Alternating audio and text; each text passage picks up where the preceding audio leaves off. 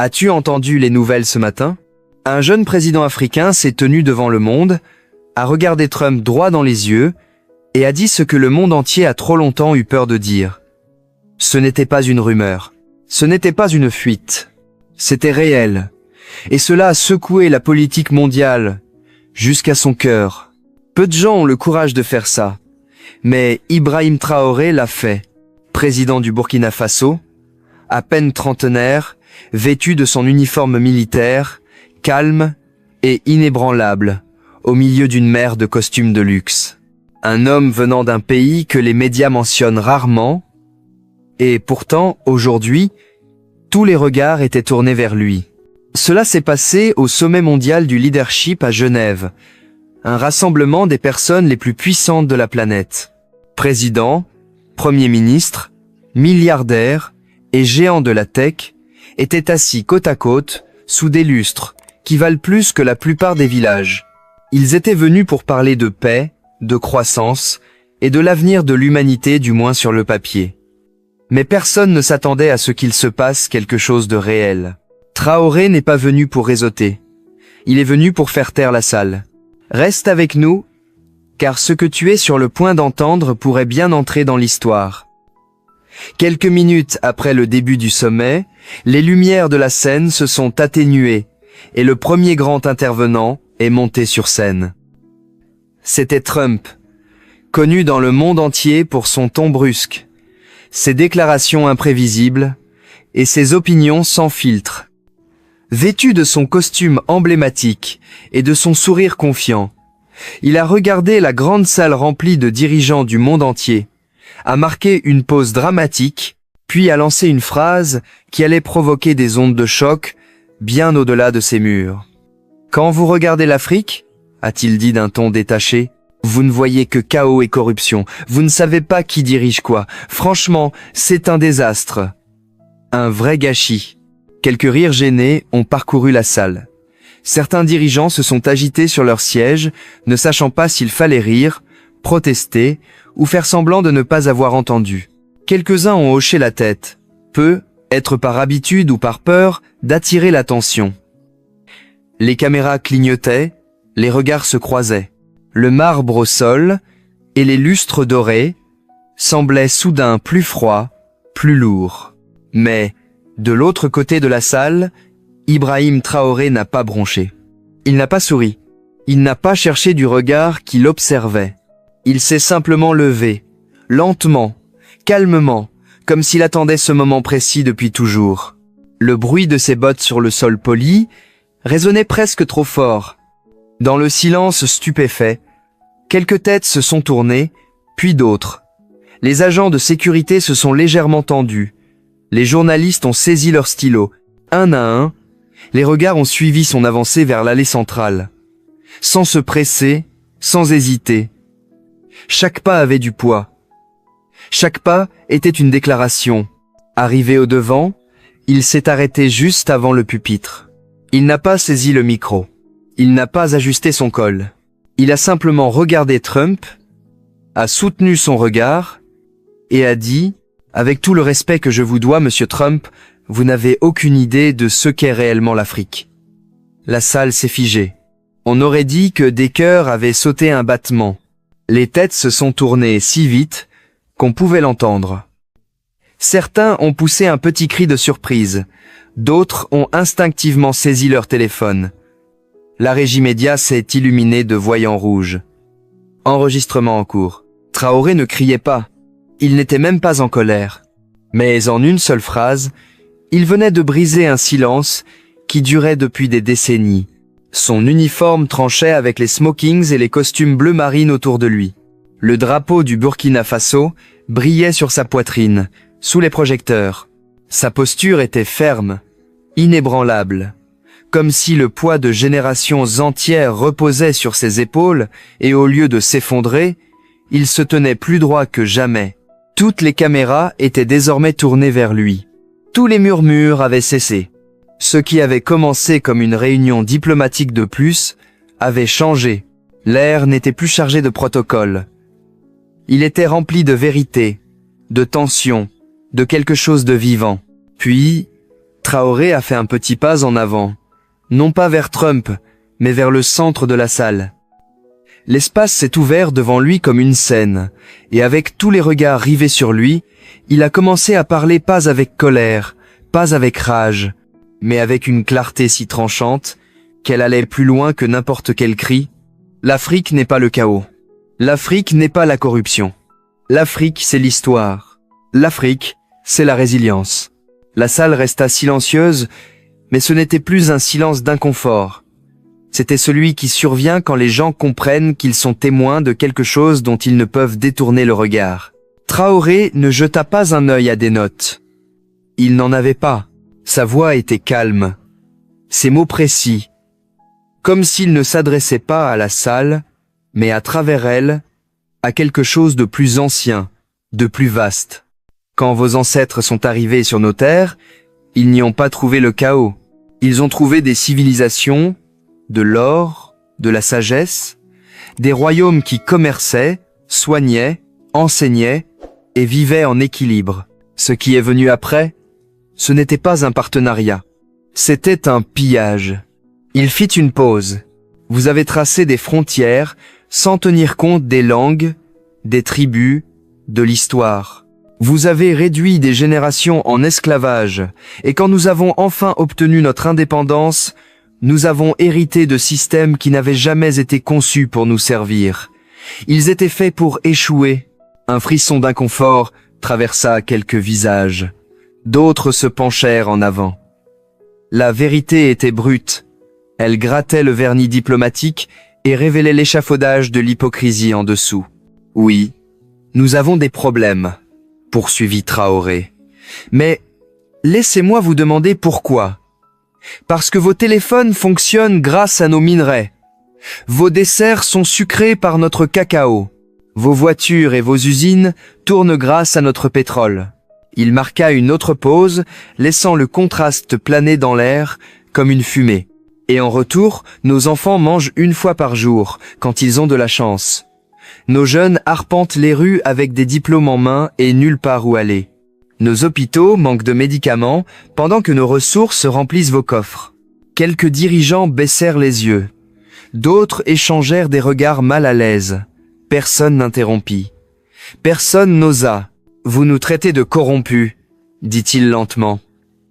Mais comment appelez-vous les entreprises occidentales qui versent des pots de vin pour voler ce qui nous appartient? Comment appelez-vous les paradis fiscaux où disparaissent des milliards africains? Les banques qui accueillent les fortunes de nos dictateurs? Le silence quand des guerres éclatent à cause de contrats signés dans vos salles de réunion? Même les journalistes, chevronnés, détachés, prenaient des notes plus vite. Traoré n'avait pas élevé la voix une seule fois, mais les murs semblaient résonner du poids de tout ce qui était resté tu pendant des décennies. Il n'était pas là pour accuser à l'aveugle. Il tendait un miroir, un que le monde avait essayé d'éviter, et pourtant il parlait sans amertume, seulement avec vérité. Une vérité qui ne demandait pas de compassion. Elle exigeait des comptes. Et hors de ces murs, dans des villes et des villages, à travers toute l'Afrique, des millions entendraient bientôt ces mots, et réaliseraient qu'ils venaient d'être prononcés, pas derrière des portes closes, mais au cœur même du pouvoir. Traoré laissa le silence s'installer encore un instant, juste assez longtemps pour que la vérité résonne dans les os de chaque personne présente dans la pièce. Puis, d'une voix plus douce et d'un souffle maîtrisé, il dit « Laissez-moi vous raconter une histoire. Une vraie. » Son ton changea. Non pour supplier, non pour dramatiser, mais pour amener quelque chose de personnel dans une salle où la politique oublie trop souvent les gens. Il y a un garçon dans un petit village du Burkina Faso. Il s'appelle Malik. Il a 12 ans. Rien que ce nom pesait. Ce n'était pas une statistique. Ce n'était pas un gros titre. C'était l'enfant de quelqu'un. Chaque matin, avant que le soleil ne se lève, Malik se réveille. Il ne se prépare pas pour aller à l'école. Il prend un bidon en plastique et marche 10 kilomètres pieds nus. Pas pour explorer, pas pour jouer, mais pour aller chercher de l'eau pour sa mère et ses petits frères et sœurs. Traoré s'arrêta, non pour les faits, mais parce qu'on aurait pu entendre une mouche voler. Aucun mouvement. Aucune chaise qui grince. Aucun clic d'appareil photo. En chemin, il passe devant des mines d'or, des collines brillantes de richesse, de l'or qui quitte notre sol et finit dans vos bijouteries, vos téléphones, vos coffres privés. De l'or qu'il ne touchera jamais. Quelqu'un, au premier rang, essuya ses yeux. Trump resta immobile, son expression illisible. Quand Malik rentre chez lui, il mange un petit repas, parfois rien. Puis, à la lumière d'une bougie, s'il reste de la cire, il étudie. Il ne rêve pas d'Europe. Il ne rêve pas de fuir. Il rêve de devenir ingénieur. Pas pour quitter l'Afrique, mais pour la reconstruire. Pour creuser des puits, afin qu'aucun enfant n'ait à marcher 10 kilomètres comme lui. Pour construire des routes et des hôpitaux, afin que son village puisse vivre dans la dignité. Il y eut un long silence. Puis, Traoré déclara « Le rêve de ce garçon, ce n'est pas un visa, ce n'est pas un billet d'avion, c'est la justice, c'est la dignité. » Un souffle collectif parcourut l'assemblée. Certains baissèrent les yeux. D'autres le regardèrent et virent non seulement un président, mais un homme portant le poids de chaque enfant comme Malik. Même les journalistes, formés à se détacher des émotions, vacillaient. Une femme abaissa son stylo. Une autre essuya ses lunettes, mais ce n'était pas pour les nettoyer. Et pourtant, Traoré resta droit, inébranlable, sans cligner des yeux. Sa voix à peine élevée remplissait la salle plus que n'importe quel discours avant lui. Vous demandez pourquoi nous sommes en colère. Mais la vérité, c'est que nous ne sommes pas en colère. Nous sommes éveillés. Malik n'a pas besoin de pitié. Il a besoin de pouvoir. Il a besoin d'opportunités. Il a besoin d'un monde qui ne lui vole pas son avenir avant même qu'il ait eu la chance de le vivre. Cette dernière phrase resta suspendue. Pas seulement dans l'air, mais dans la poitrine. Ce n'était pas seulement à propos de Malik, c'était à propos de millions, de chaque enfant que le monde oublie, jusqu'à ce qu'il grandisse sans plus rien à offrir. Et là, dans une salle prévue pour les poignées de main et les promesses creuses, Traoré renvoya une vérité que personne ne pourrait ignorer. L'histoire de Malik n'avait pas seulement touché les cœurs, elle avait ébranlé quelque chose de plus profond. Mais Traoré n'avait pas fini. Il avait remué la salle par la douleur. Il allait maintenant l'affronter avec la vérité. Il se tourna vers les dirigeants du monde devant lui. Pas comme un politicien mendiant de l'aide, mais comme un homme tenant un miroir. Et ce qu'il dit ensuite fit même pencher la dernière rangée. « Vous parlez de corruption », commença-t-il. « Vous utilisez ce mot comme s'il nous appartenait. Mais c'est vous qui l'avez construit. » Certains se remuèrent sur leur siège, d'autres restèrent figés. Elle ne naît pas dans des villages poussiéreux. Elle est protégée dans vos banques. Elle est inscrite dans vos contrats juridiques.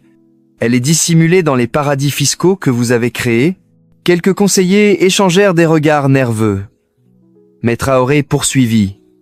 Voix calme, regard fixe. L'argent volé à l'Afrique ne reste pas en Afrique. Il est dans vos villes, sous vos lumières, dans vos tours de verre. La corruption ne commence pas en miniers, des marchands d'armes. Vous nous jugez faibles, mais ce sont vos chaînes que nous portons. Il leva légèrement la main, comme pour tirer un peu plus le rideau. En ce moment même, alors que je parle, des enfants au Burkina Faso creusent ta main nue pour chercher de l'or. Cet or ne paiera jamais leurs écoles. Il garnira les poches d'hommes à Genève. Un garçon comme Malik passe devant ces mines chaque matin, mais son père est mort dans l'une d'elles.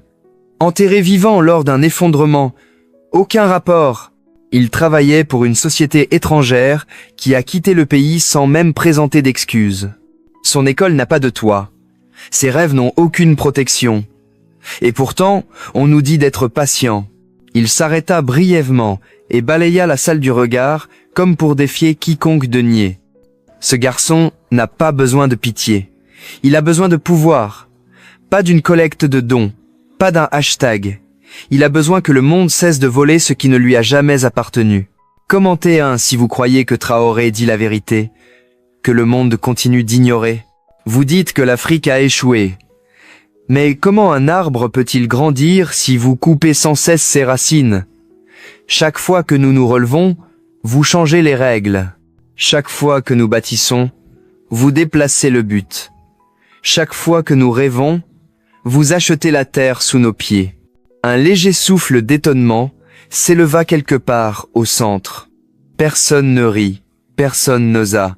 L'Afrique n'a jamais eu le droit de réussir, dit Traoré. D'une voix plus basse maintenant, mais plus lourde, comme si chaque syllabe portait des siècles. Des drapeaux coloniaux auprès du FMI, des contrats truqués aux voix volées.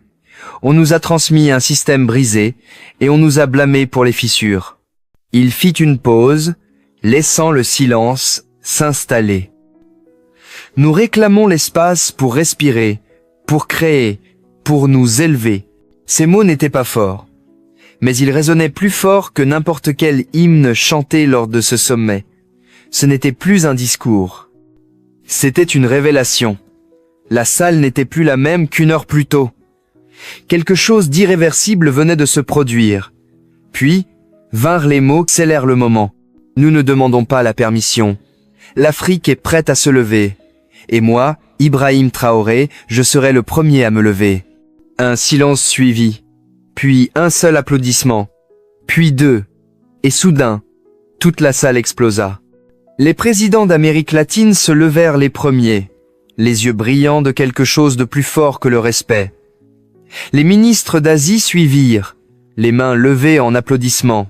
Même parmi la délégation européenne, certains se levèrent lentement, comme s'ils comprenaient qu'ils venaient d'assister, non pas à un discours, mais à un tournant de l'histoire. Certains applaudirent timidement, d'autres avec conviction. Mais l'ovation emporta la salle comme une vague. Personne ne pouvait s'arrêter. Les flashs des caméras crépitaient, les journalistes prenaient frénétiquement des notes, les réseaux sociaux s'embrasèrent avant même la fin du sommet. En quelques minutes, le hashtag Traoré dit la vérité était en tendance, d'abord à Nairobi, puis à Johannesburg, ensuite à Lagos. À la fin de l'heure, il avait traversé les océans, apparaissant sur les téléphones à Sao Paulo, Londres et New York. Des extraits du discours de Traoré envahissaient les fils d'actualité. Une vidéo montrant le moment où il déclara que l'Afrique n'avait jamais eu le droit de réussir atteignit 1 million de vues avant même qu'il ne quitte le bâtiment. L'impact fut sismique. Dans les universités africaines, les étudiants se rassemblèrent dans les dortoirs et les cafétérias pour revoir le moment. Certains restaient silencieux, d'autres acclamaient. Au Ghana, un cours de sciences politiques s'interrompit pour projeter le discours sur un tableau blanc. Au Nigeria, un rappeur sortit un freestyle intitulé « Stand First », utilisant la phrase de clôture de Traoré comme refrain. Au Kenya, une enseignante imprima toute la transcription et la distribua comme devoir de lecture. Ceci, dit-elle à ses élèves, c'est ce que le courage ressemble. Au Sénégal, un artiste de rue peignit une fresque durant la nuit. Traoré, debout fièrement, entouré d'enfants tenant des livres et des outils au lieu d'armes. Les mots « pas attendre », ce lever, étaient inscrits dans le ciel. Même au-delà de l'Afrique, la réaction fut stupéfiante. Les journalistes internationaux réécrivaient leurs titres. Traoré défie Trump et gagne le respect du monde. De veste militaire à symbole mondial. Le leader du Burkina Faso lance un mouvement. Des influenceurs, militants et intellectuels, longtemps silencieux sur les affaires africaines, le citaient désormais, taguaient son nom, analysaient son discours. Des gens qui n'avaient jamais entendu parler du Burkina Faso le recherchaient maintenant sur Google, curieux d'en savoir plus. Le choc, ce n'était pas que Traoré ait parlé. C'était qu'il ait parlé avec tant de clarté et que le monde ait enfin écouté. Et chez lui, la réponse fut électrisante. À Ouagadougou, des milliers de personnes envahirent les rues. Certains agitaient des drapeaux, d'autres levaient leur téléphone jouant le discours en boucle. Des fresques apparurent du jour au lendemain. Les t-shirts avec le visage de Traoré et l'inscription Traoré dit la vérité furent en rupture de stock en quelques heures. Des enfants rejouaient des passages du discours pendant les rassemblements scolaires. Les radios locales diffusaient des extraits audio entre les morceaux de musique. Les anciens prononçaient son nom avec fierté. Les jeunes le portaient comme une flamme. Il n'a pas seulement parlé pour lui-même, déclara un auditeur en direct à la radio. Il a parlé pour Malik, pour mon fils, pour nous tous, et le mouvement ne s'est pas arrêté aux applaudissements. Une semaine plus tard, Traoré annonça une nouvelle initiative. Afrique d'abord. Les objectifs étaient audacieux, directs, garder les ressources africaines entre les mains africaines, mettre fin aux contrats exploitants avec les entreprises étrangères, appliquer de véritables mesures anticorruption, même au sein de son propre administration, créer des programmes de bourse, des fonds pour les start-up et des projets d'autonomisation des jeunes, enquêter sur les comptes offshore illégaux et ramener la richesse volée à la maison. Soudainement, d'autres nations prirent note. Le Ghana, l'Éthiopie, la Tanzanie, même le Nigeria riche en pétrole envoyèrent des délégations au Burkina Faso. Ils ne venaient pas offrir de l'aide. Ils venaient se joindre. Nous ne sommes pas pauvres, déclara un dirigeant lors d'un sommet régional. Nous sommes des nations riches avec des avenirs volés. Il est temps que nous les reprenions. Et au centre de tout cela se trouvait Traoré, autrefois rejeté comme populiste, désormais qualifié de visionnaire, et, pour beaucoup, de quelque chose de plus. Il est le lion africain, écrivit une jeune femme à Dakar, pas parce qu'il rugit, mais parce qu'il protège. À travers le continent, artistes, éducateurs, travailleurs et enfants adoptèrent cette image. Traoré n'était pas parfait, mais il était présent. Il était là, dans la salle, quand personne ne s'attendait à ce qu'il parle, et il parla de manière à ce que personne ne puisse jamais oublier. Et tandis que Trump refusait de commenter davantage, la vérité, c'est que cela n'avait plus d'importance. Les projecteurs s'étaient déplacés. Le centre avait changé. L'Afrique ne demandait pas à être sauvée. Elle se tenait debout, elle bâtissait, et maintenant, elle était écoutée.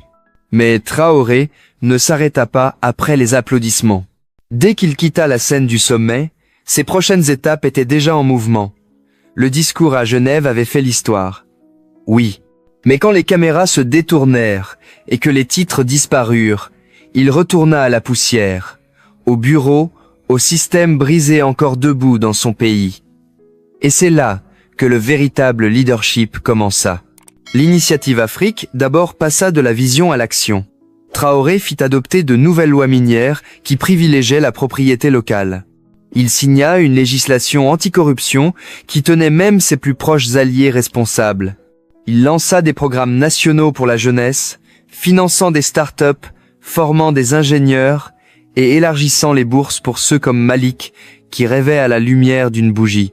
Mais l'initiative n'était pas seulement nationale, elle envoya des ondes de choc à travers le continent. Du Ghana à l'Éthiopie, du Sénégal au Nigeria, les gouvernements commencèrent à revoir leurs propres contrats. Les dirigeants qui murmuraient autrefois leur frustration concernant le contrôle étranger commencèrent à parler ouvertement, citant les mots de Traoré. Et, plus important encore, ils agissaient. Ce qui a fait la différence cette fois-ci n'était pas seulement la politique. C'était la croyance. La croyance que l'Afrique n'avait pas à imiter qui que ce soit. Qu'elle n'avait pas besoin de permission pour récupérer ce qui lui appartenait toujours. Mais Traoré n'a jamais prétendu être la réponse. Il était le début d'une question. Une question que les jeunes devraient terminer. Dans ses discours et interviews, il rappela à tout le monde « Je ne peux pas réparer l'Afrique. Aucun leader seul ne le peut, mais je peux allumer la torche et vous la remettre. » Et ils l'ont prise. Dans les villes, les villages, les salles de classe et les marchés, les gens ont cessé d'attendre. Ils ont créé, organisé, interrogé, construit. Le continent n'avait pas été guéri du jour au lendemain, mais il s'était réveillé. Le monde observait, incertain s'il devait applaudir ou se préparer, car quelque chose avait changé. L'Afrique ne demandait plus. Elle bougeait. Et cette fois, elle ne bougeait pas en silence, ni avec du bruit, ni avec de la colère, mais avec clarté, avec un but, et les yeux grands ouverts. L'Afrique ne demande plus à être vue. Elle se tient debout, et cette fois, elle ne reculerait pas. Abonnez-vous à notre chaîne pour suivre les vraies histoires de Traoré et du réveil de l'Afrique. Chaque fois qu'il parle, le monde écoute. À bientôt dans la prochaine histoire, où la vérité trouve toujours sa voix. Chers spectateurs, si vous aimez ce que fait le président Traoré, commentez. Que Dieu bénisse notre cher président. Si vous avez apprécié cette vidéo, n'oubliez pas de cliquer sur le bouton s'abonner, de liker, de partager avec vos amis et d'activer la cloche de notification pour être le premier à savoir quand nous publions une nouvelle vidéo. Merci de nous avoir regardés.